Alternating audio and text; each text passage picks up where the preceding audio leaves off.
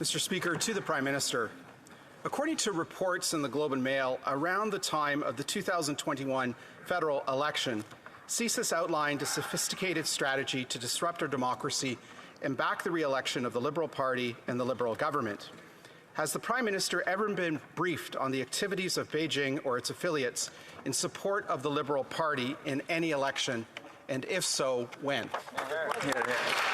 The Honourable Minister for Public Safety. Mr. Speaker, I hope all members will appreciate that this government takes allegations of foreign interference very seriously, which is why we appointed independent panels made up of non-partisan professional public servants who certified that the elections in 2019 and 2021 were free and fair.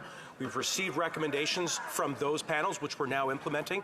Last week, we took the additional step of appointing David Johnston, former Governor General appointed by Stephen Harper, a man with impeccable qualifications to do the job, who will now provide recommendations up to and including a public inquiry to ensure that we protect all of our democratic institutions. Well, member for Wellington, Halton Hills. Mr. Speaker, these are serious questions that I think the public deserves real answers to. So I'll ask another question that I hope the government can answer.